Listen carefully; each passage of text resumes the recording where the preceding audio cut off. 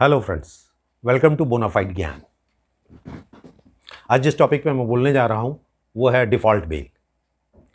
As we all know that the provision of default bail is given under section 167 sub clause 2 of the CRPC। अब default bail है क्या?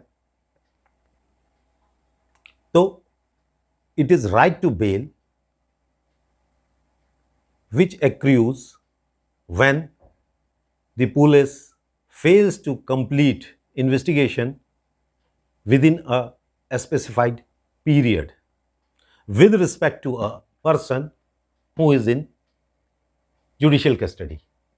It is also known as statutory bail. अब as we know कि 167 sub clause 2 में कहता है कि the magistrate cannot remand a person more than 90 days if the investigation relates to an offense where the punishment is death punishment or life imprisonment or imprisonment for a term of not less than 10 years and 60 days with respect to other cases.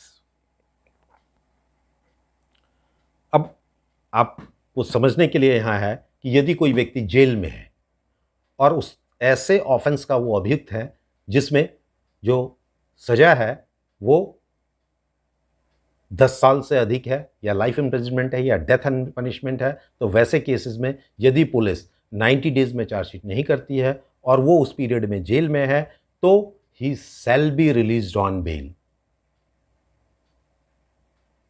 और similarly अगर वो ऐसे offence में है जहां 10 साल से कम की सजा है और पुलिस चार्जशीट नहीं करती है तो 60 डेज जैसे ही पूरा होगा और चार्जशीट नहीं आई तो that person will be released on bail. This bail is given as a matter of right, उसका अधिकार होगा बेल पे रिलीज होना। अब इसमें कई कंडीशंस आती हैं, तो जो सबसे पहले कंडीशन की हम लोग बात करेंगे वो है कंप्यूटेशन ऑफ द पीरियड, कि कैसे काउंटिंग की जाती है पीरियड की। तो पहले था एक case law Ravi Prakash Singh alias Arvind Singh versus state of Bihar का केस, जहां कहा गया था कि day on which the accused is remanded to the judicial custody will be excluded while computing the period of 60 days or 90 days। मगर रिसेंटली एक जजमेंट आया है 2023 में जिसमें जो ईडी वर्सेस कपिल वाधवा का केस है, ED means enforcement directorate versus Kapil Wadhwa, इसमें कह दिया the day on which the accused is remanded to the judicial custody will be included while computing the period of 60 days और 90 डेज। अब उसको जोड़ के, यानी जिस दिन वो जेल गया उस दिन को एक दिन गिनेंगे, नेक्स्ट दिन को 2 दिन, इसी प्रकार से गिनते हुए जिस दिन 60 दिन या 90 दिन क्लियर हो जाएगा उस दिन ही will be entitled for the bail. पहली कंडीशन में क्या था रवि प्रकाश के केस में कि जिस दिन वो जेल गया उसको नहीं गिनेंगे, उसके नेक्स्ट दिन को एक गिनते थे, तो इससे एक दिन एक्स्ट्रा मिल जाता था प्रोसिक्यूशन को या पुलिस को चार्जशीट सबमिट करने के लिए। अब सेकेंड कंडीशन जो आती है वो है कि जहां 10 साल की सजा है वहां क्या सब 90 दिन होगा कि 60 दिन होगा, क्योंकि जैसा अभी मैंने बताया कि imprisonment for a term not less than 10 years. अब जहां 10 ईयर्स है उसको नॉट लेस देन 10 ईयर मानेंगे या मोर देन 10 ईयर्स मानेंगे। तो इस पे एक केस लॉ है Rakesh Paul versus state of Assam का, जिन्होंने एक सीधा कह दिया कि जहां 10 साल तक की सजा है वहां 60 दिन में चार्जशीट आना चाहिए, otherwise the accused will be entitled for the default bail. यानी उस केस को पढ़ने के बाद ऐसा रह गया कि जहां लाइफ इम्प्रिजनमेंट या डेथ पनिशमेंट है वहीं 90 दिन में आप को चार्जशीट करने का मौका मिलेगा। अब तीसरी कंडीशन आती है कि जिस दिन बेल फाइल हुआ उसी दिन चार्जशीट आ गई, अब क्या होना चाहिए? तो इस पे 2 केस लॉ है, एक Uday Mohan Acharya versus state of Maharashtra, दूसरा केस लॉ है Syed Mohammad Ahmad Kazmi versus GNC TD and others. GNC TD का मतलब है यहाँ government of national capital territory of Delhi. इन दोनों केस में कह दिया गया, उदय मोहन आचार्य और सैयद मोहम्मद अहमद काज़मी में, कि कोर्ट को सिर्फ ये देखना है कि क्या पहले आया उसके सामने, बेल पिटिशन पहले आई स्टैट्यूटरी बेल का, डिफ़ॉल्ट बेल का, कि चार्जशीट पहले। जैसे कि 10 बजे वकील साहब ने बेल फाइल कर दी और 12 बजे चार्जशीट आ गई उसी दिन। तो ऐसे कंडीशन में इन दोनों रूलिंग्स में कह दिया गया कि accused will be entitled for the default bell, इनकार नहीं किया जा सकता है। और पलट दीजिए, उसी दिन 10 बजे चार्जशीट आ गई थी और 12 बजे आप बेल फाइल करने गए उसका, तो वैसे कंडीशन में he will not be entitled for the default bell. एक कंडीशन और बनती है जिसको चौथी कंडीशन कहें हम, कि बेल तो ग्रांट हो गई मगर जब तक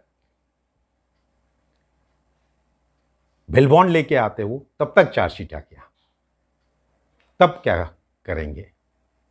तो बेल बॉन्ड को एक्सेप्ट करेंगे कि डिनाई करेंगे?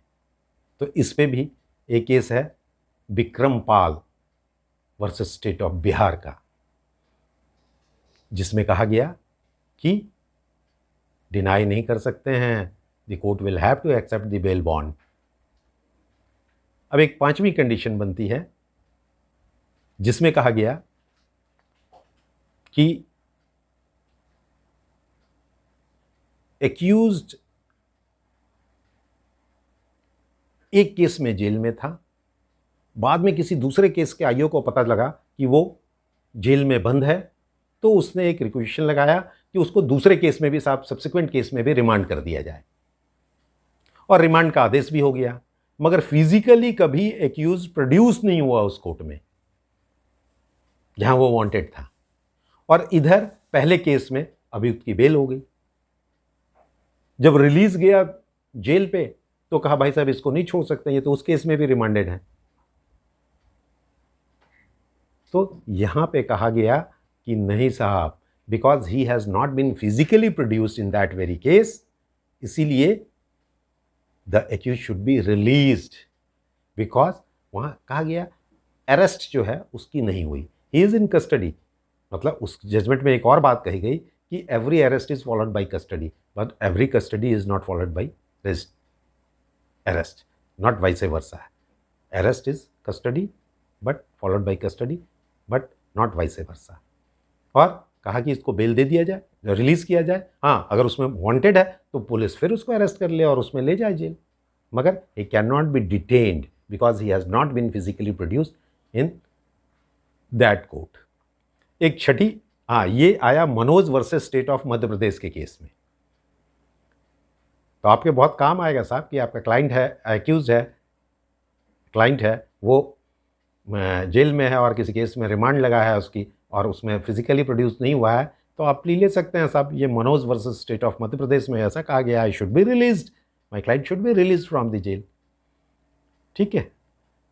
अब छठी कंडीशन एक आती है कि पुलिस ने अरेस्ट तो किया और अरेस्टिंग के समय उसको कुछ चोटें आ गई या फायरिंग करनी पड़ गई, उसके पैर में गोली लग गई, अब उसको ट्रीटमेंट के लिए उसने भेज दिया हॉस्पिटल और कोर्ट को इन्फॉर्म कर दिया that accused has been arrested and he has been sent to hospital for treatment, but the court has not remanded him in judicial custody। और कुछ दिनों के बाद उस accused का बेल फाइल कर दिया गया। अब हुआ कि साहब ये तो रिमांड ही नहीं हुआ है, इसकी बेल की सुनवाई कैसे होगी? तो यहां कोर्ट ने कहा Baleshwar Paswan versus state of Bihar में कि no, his bail petition is maintainable and it should be heard. भाई वो फ्री नहीं है, पुलिस ने उसको पकड़ रखा है, भले ट्रीटमेंट करा रहा है मगर वो जेल में है, वो कस्टडी में है, अरेस्टेड है बाय द पुलिस। और एक लास्ट कंडीशन जो मैं डिस्कस करने जा रहा हूँ वो बहुत मज़ेदार है, वो किसी केस लॉ से रिलेटेड नहीं है, मगर during my service, my practice ऐसी एक प्रॉब्लम आई।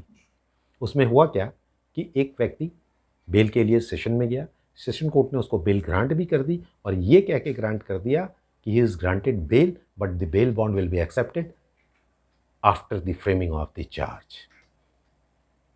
अब बेल ऑर्डर आके लग गया लोअर कोर्ट में सीजीएम साहब के यहाँ, और चार्जशीट अभी आई नहीं थी क्योंकि केस इन्वेस्टिगेशन में था। He was granted bail in the course of investigation, the case was pending in investigation. इधर क्या हुआ, 90 दिन पूरा हो गया, और चार्जशीट आई नहीं। वकील साहब बहुत तेज थे, उन्होंने खटाक से 167 सब क्लॉज 2 में बेल पिटिशन फाइल कर दिया कि साहब I am ready to furnish bail bond, so I may kindly be release on bail. Court के सामने प्रॉब्लम आ गई कि एक तरफ तो हायर कोर्ट का एक आदेश है कि साहब the bail bond will be accepted after framing of the charge, और दूसरी तरफ एक बेल पिटिशन आ गया कि नहीं साहब हमको बेल दीजिए because chargesheet has not been submitted. अब अगर वो बेल उसको ग्रांट करते हैं डिफॉल्ट बेल, तो एक तरह से हायर कोर्ट के आदेश का वायलेशन हो जाएगा। अब क्या करे कोर्ट? तो यहां भी उनको बेल देना है 167 सब क्लॉज 2 में, दो charge has not been framed because this bail is granted as a matter of right. तो ये एकदम प्रैक्टिकल प्रॉब्लम जो which I have faced once, वो प्रॉब्लम थी। तो मुझे लग रहा है 167 पे मैंने बहुत कुछ आपको क्लियर किया होगा। यदि अच्छा लगा तो लाइक, सब्सक्राइब एंड शेयर करना ना भूलें। और मैं अपने एक व्यूअर को थैंक करना चाहता हूं। मेरे 319 के लेक्चर पे उन्होंने he has given a good suggestion and a beautiful comment. Really, I am thankful to him. Thank you.